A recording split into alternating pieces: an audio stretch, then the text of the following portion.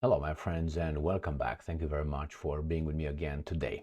So, I have here an article from Russia Today, and we have a little institute coming with a study. And this institute claims that electoral fraud prevented Trump victory in 2020. This is the study.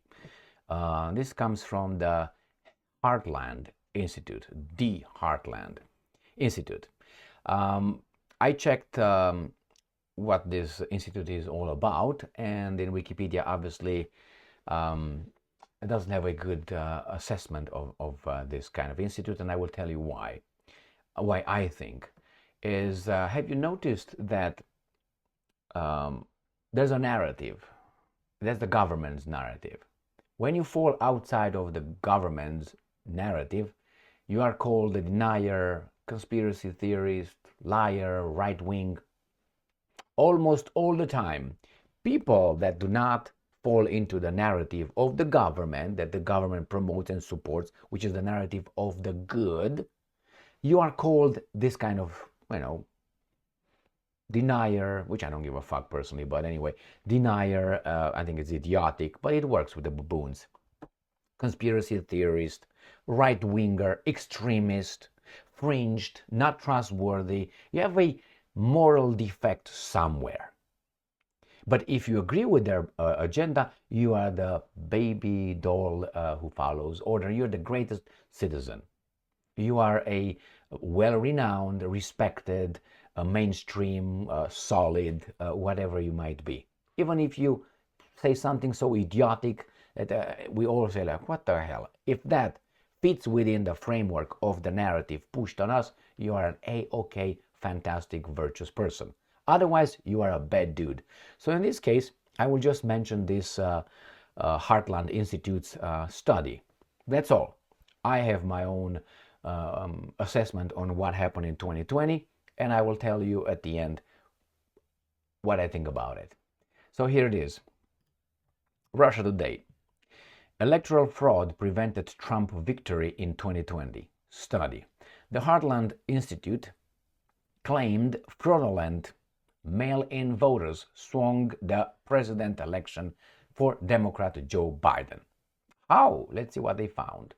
Mail-in ballot fraud significantly, quote unquote, impacted the 2020 US presidential election, handing President Joe Biden his victory, according to a study published by conservative think tank the Heartland Institute on Friday.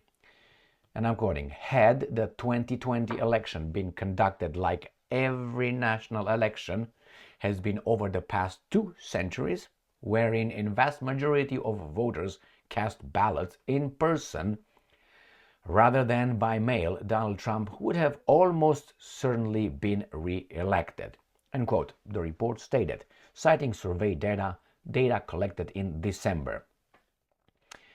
As many as 28.2% of mail-in voters potentially committed some form of fraud, acting in ways that were, and I'm quoting, under most circumstances illegal, end quote, the Institute data suggested.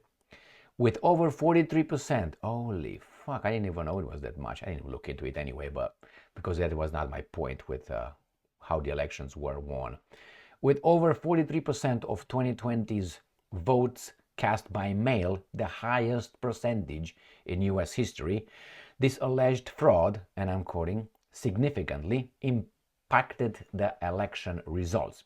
The group's December survey of 1,085 likely voters found that about 1 in 5 mail-in voters have acted fraudulently. Over a fifth, 21% of respondents admitted to filling out ballots for others or voting in a state where they were no longer permanent resident, while 17% said they signed ballots for family members without their approval. Another 19% said a friend or family member had filled out their own ballot. That's illegal. After subjecting the data to further statistical analysis, however, Heartland upped the percentage of potentially fraudulent mail-in ballots to 28.2% adding that mail-in voters disproportionately favored Biden, further skewing the results. Even if the percentage of fraudulent mail-in ballots was as low as 3%, Trump would have won. The think tank, which is known for opposing government regulation, argued, laying out 29 different scenarios with varying degrees of fraud to bolster its case that the Republican incumbent would have been triumphed in the absence of fraudulent ballots. The report urged lawmakers to crack down on mail-in voter fraud by requiring in-person voting, or, in cases where that was impossible, requiring mail-in vote signatures to be notarized. This guy's going to make a lot of money if you pay for notarization, or otherwise authenticated by a trusted third party, family member. And I'm quoting, "If state lawmakers fail to solve this problem, Americans' confidence in the legitimacy of elections in 2024 and beyond will likely decrease, paving the way for chaos in civil unrest," the report stated. Mail-in voting, previously restricted to a small segment of the population, U.S. population, was opened up to all during the 2020 presidential election due to COVID-19 pandemic, despite bipartisan concerns about potential for vote fraud. While the Department of Homeland Security insisted, now you know who are the guys, that the 2020 election was the most secure in American history. Now you know Homeland Security? Okay, Mayorkas. He's a Zelensky Stein. That's a fact. I didn't say anything else. Trump and many of their supporters blamed voter fraud for his loss. Thousands descended. Okay, so let's put it this way. I'm always for this, which is a fact of life. Who counts the vote is in charge, right? Not who collects the votes. That's partly because you can collect the votes and you disperse whatever votes you don't like. When I count them however I want. Oh, this is for Biden, I'm going to put it to Trump. This is for Trump, I'll put it to Biden. So the one counts the vote and then sends the information eventually is in charge. This is in human nature, not human nature, lifetime experience, okay? So if you really want to go like we are human and we are not perfect, all right, which we're not. So let me tell you why I think that what happened in 2020 was garbage. And I gave this example, let's say, I gave it many times. So imagine two let's call them singers, artists, let's say the Beatles and the Rolling Stones, or whatever, Elvis and Tom Jones, but these are too close because they're too good. Let's put an idiot and put a good guy. So let's say you got one that, so they both come up with a new album, LP, right? Boom, they put it over there. And they sell it. And this guy right here sells it. You know, we're told that he, which is Biden, sells the most albums in history of the entertainment industry, which is Biden, because he was voted by the biggest number of voters ever. So he is the record holder right there. He is the best. People loved his album, his message. They voted for him. They bought his album. The other one, on the other hand, is a little bit lower, okay? So this, let's say this has 80 million. Let's say this guy's got 75 million. So it's not like 80 million and 10. They didn't want this clear. So let's say 80 million, 75 million. But they're going to go touring like they always do. They go in we're going to have concerts. Now this guy who really got the 80 million and is on top, right? His album is on top of Billboard, whatever, #1. He goes touring and he rents venues, stadiums and big, halls.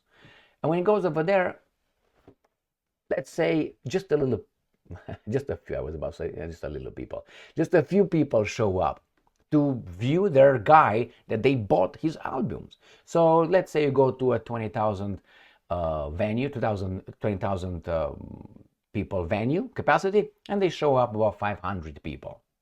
So 500 in a venue of 20,000. But the people bought his album like crazy. They were crazy. Biden. But when it's about going and see their idol, they don't go. They don't go. But the other one, who we're told was not voted, his LP did okay, but not as good as this guy. When he goes to the venues, every venue, every stadium, spitting here, every stadium is full. Are people outside? They cannot get in. Why? I've been to and I saw. All right. So if you're outside, you can't get in. It's full, packed. And you tell me that this is likely what happened? This guy really sold these many albums, the best in history, the most. But when he goes over there, it's like 3 people with some circles around, 5 cars. Is that what? I mean, I saw videos. They're still available, I think. When he was campaigning, you tell me that's true.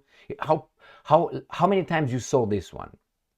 You're like, okay, Elvis is going on tour. Nobody shows up. As I say, when it's in 1956, okay, 56, 57, when it was the peak of, let's say, Elvis Presley in those craziness. Nobody showed up. But his albums were bought like crazy. I mean, human nature is human nature. I mean, really. If let's say, I have many intellectuals books that I bought, that I admire, that I like. Now, if they show up in the area, I'm willing to travel in a radius of about, I don't know, 100 miles, let's say, 150 miles for that person. And I'm not a fan. I'm not like, ooh, but I would go. I would go. And I'm not a fan, but I bought it because I thought that person, is very good or something like this. Now imagine you buy and you're a fan and Biden, and so much passion, let's beat Trump and all that. You don't go to see your buddy? No. So that's, for me, is, without declaring anything about it, for me that's a big, big, big impossibility. Start from that. I'm not saying, you win, but nobody comes to see you, and something is broken over there. Big time. So here it is. This is a study coming from this Heartland Institute, a study that they say that mail-in ballot, I would not allow that unless you're incapacitated. That's the only reason, one of the only reasons, or you're obviously, as I said, incapacitated. That would be a bedridden or something, or that's it. You're still there, but I have many more requirements for a person to be able to vote. I would allow everybody to vote, but your vote would be 25% of a vote, would be 50% of a vote, would be 3/4 of a vote, would be a full vote based on your knowledge. Yes, I will institute tests to know people's knowledge, and based on that, your knowledge gives you 20% of a vote. You're an imbecile. So we can't say disenfranchise you. We will not do that, but 25%, that's how much you know about things. So I think you should not disenfranchise someone who knows shit about things. Why? It would be unfair, don't you think? It was like taking the gold medal as another one getting the gold medal, but he crossed the finish line 3 hours before you did. You got the 329th place, but you're gonna get a gold medal as well. Why? Because it's fair. It's not fair whatsoever. Because you, with your imbecility, you're gonna do something, a disservice to the country, to the nation, to everybody else. So no, that's why I would do it. Besides the fact that you go in person with your fucking ID and you smile with the ID, and those guys do it, right? Mail-in ballot, yeah, or no ID. Remember, let me give you this. If I go on your county property, put the address over there, go about a neighborhood and get the addresses, go in the property, and you get the names of the people who own that property.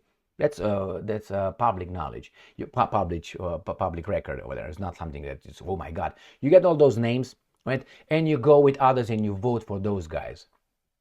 Just 3 or 4 votes. And when those guys, without an ID, and when those guys show up to vote, they say, sorry, sir, you voted today. You can't vote. I haven't been here. Well, Emil was over there with his buddies and went in this county, they went in that county, and that county, and that county. So a little bit of a traveling in that day with about 100 people, just say, in about, 10 countries, 10 counties, and you already skewed something, don't you think? And the other side can do the same thing. So without an ID, It's idiotic, okay? You get people's names and address in a second. It's public knowledge, you can find it. I'm not saying you should also pay $5 to find out the information, the records for people. You can do that online. It's easy. And do you think there are not people who are probably doing such a thing? I'm 100% they are. I mean, so here it is, my friends. Thank you very much for being with me again today. Stay strong, stay smart, look for the truth, and be just.